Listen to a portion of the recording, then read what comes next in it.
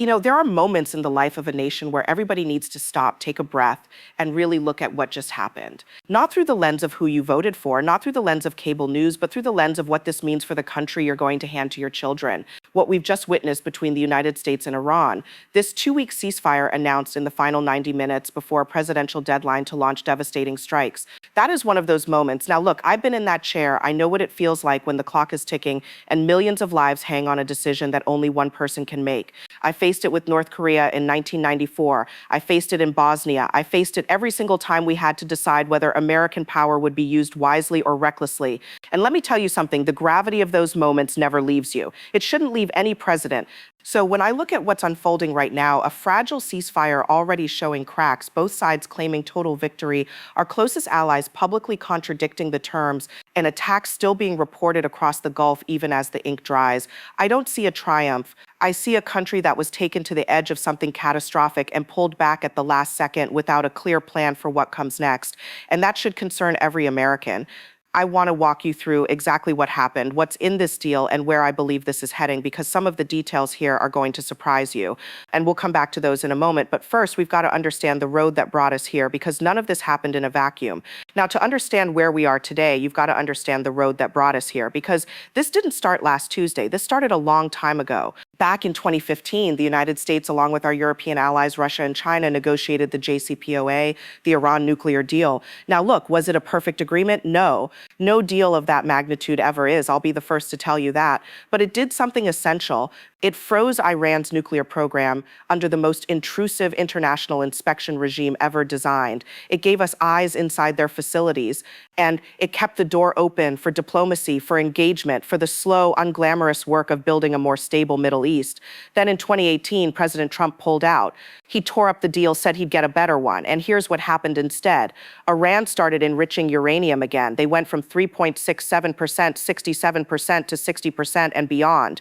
Every guardrail we had built gone, every inspector we had inside sidelined, and the world watched as the single most effective non-proliferation agreement of the 21st century was discarded. Not because it failed, but because it had somebody else's name on it. Fast forward to February 2026, the United States alongside Israel launched a military campaign against Iran. Now, the Strait of Hormuz, a waterway about as wide as the English Channel, where 20% of the world's oil passes through every single day, became the chessboard. Iran closed it. Oil prices spiked. Global markets shuttered. Shipping routes that keep food and fuel moving to ordinary people around the world were suddenly held hostage to a conflict that could have been avoided. And then Pakistan of all countries, stepped in as mediator. Iran put forward a 10-point plan. The US had its own 15-point maximalist proposal. And somewhere between those two documents, in the final 90 minutes before a presidential deadline, we got a 2-week ceasefire. And this is where things start to get complicated. Let me walk you through what's actually in this deal, because the details matter more than the headlines.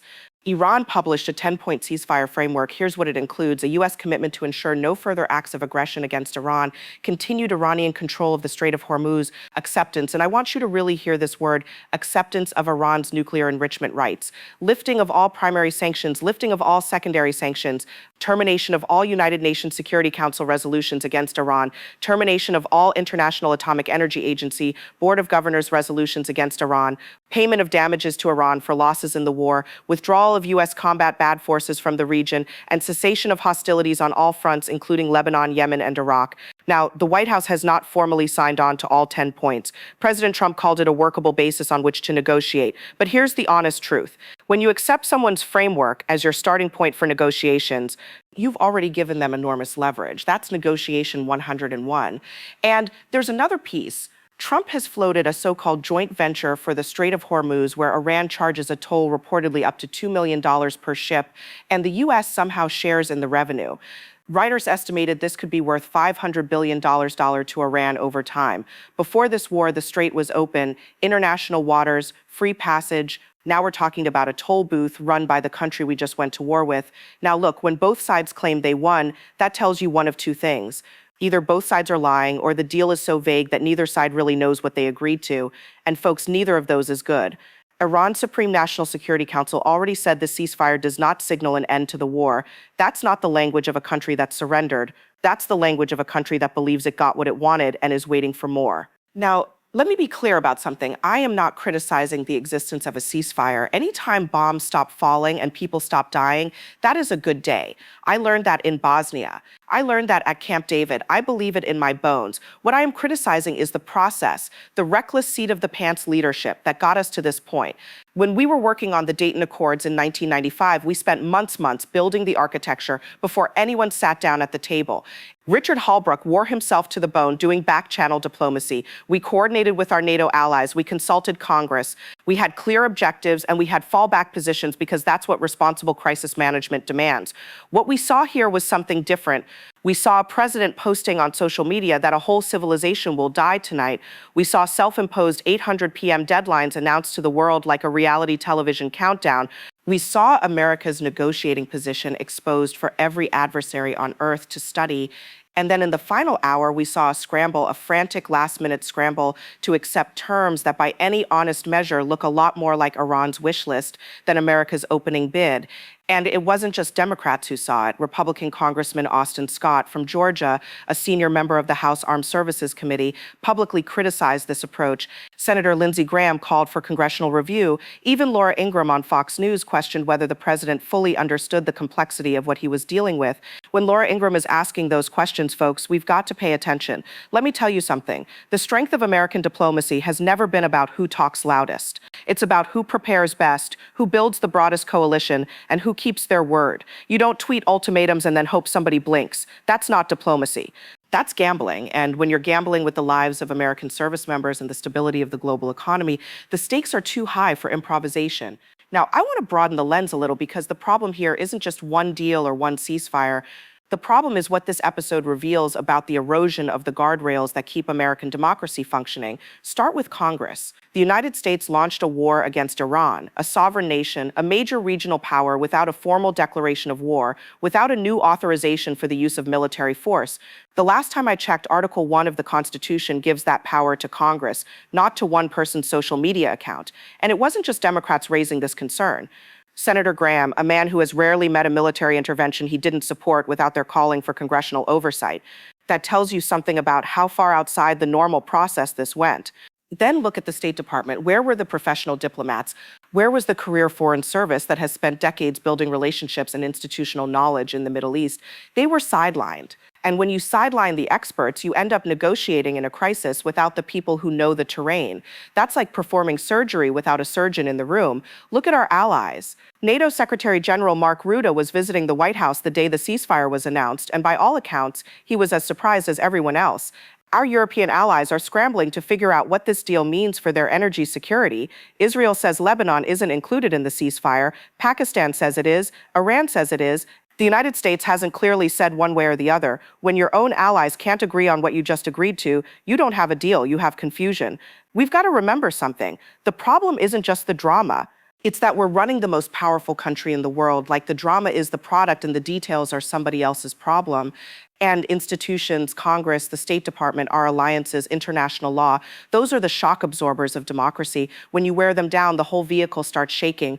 Now, there's another dimension to this that I want to address because it matters, and that's the gap between what's being sold to the American public and what's actually happening on the ground. President Trump took to Truth Social and declared, and I'm paraphrasing here, total and complete victory, 100%. He said China persuaded Iran to make a deal. He said Iran's uranium stockpile would be perfectly taken care of. He floated this idea of a joint venture for the Strait of Hormuz as if the United States just co-signed a business deal instead of ending a war we started, and then Fox News ran with it.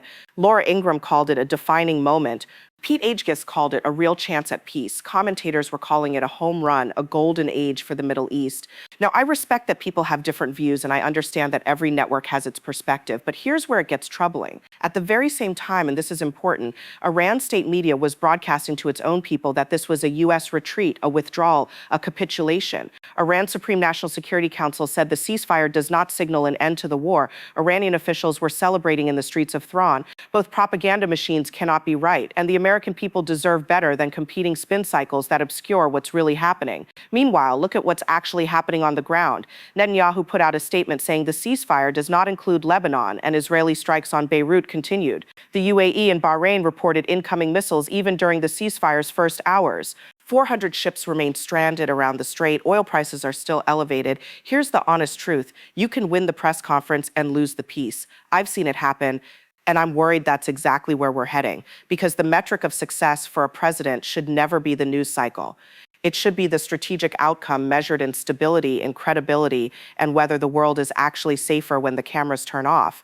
So let me share with you how I see this playing out, because I think there are essentially three roads ahead, and the one we end up on depends on choices that haven't been made yet. The first possibility, and I want to be honest, I give this the lowest odds, is that the ceasefire holds. The Islamabad talks produce a real framework, and both sides make genuine concessions. Iran agrees to meaningful limits on enrichment under international inspection. The U.S. gets a structured withdrawal with security guarantees for our allies. The Strait of Hormuz returns to genuine free navigation. It's possible, but only if professional diplomats are allowed to take the lead, if Congress is brought into the process, and if both sides come to the table with something more than talking points. I'm not holding my breath, but I don't rule it out. The second possibility, and I think this is the most likely, is what I'd call the muddle-through scenario. The ceasefire partially holds. The terms stay ambiguous. The strait reopens conditionally with de facto Iranian control and this toll system that could bring Thrawn $100 billion a year in revenue.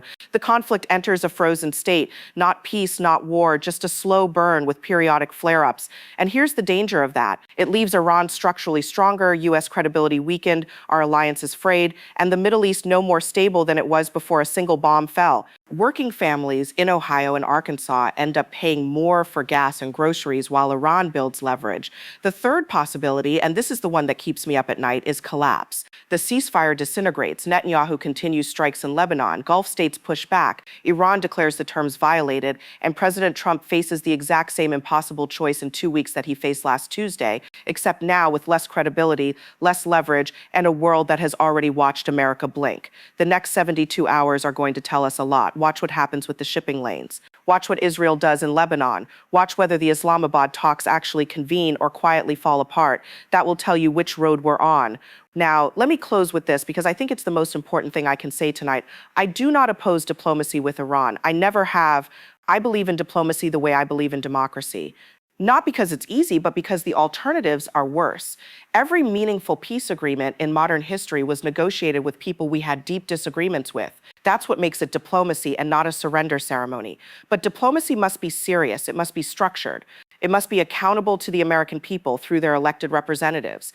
And it must be built on something more durable than one person's instinct in a moment of crisis. What concerns me about what we've just witnessed isn't the ceasefire itself, it's the pattern of governance by spectacle, the pattern of threats followed by concessions dressed up as victories, the pattern of sidelining institutions and allies and then wondering why the deal falls apart before the ink is dry. That pattern doesn't make America stronger, it makes us unpredictable. And in international affairs, unpredictable is not the same as strong, it's dangerous. The strength of America was never just our military, and Lord knows we have the finest military the world has ever seen.